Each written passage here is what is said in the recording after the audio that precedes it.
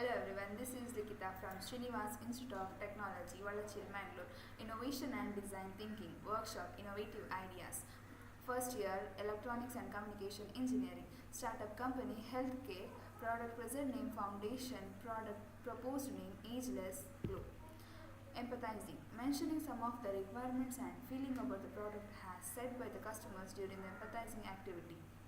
Firstly, while people applying for daily use of the foundation, the skin would become rough and pores would increase, so that should be modified. Second, sweat proof of foundation and automation color change when applied to the skin. Based on the empathizing stage and considering the feelings and requirements of customers, many new features are added to the existing product. Existing product name is a foundation and futuristic product name is Ageless Glow. Some of the additional features to be added are mentioned here. First, shade range. Second, oil control serum. Third, attached with the setting makeup for flexible blurring effect. Prototype. In the prototype stage, the real working model has to be manufactured.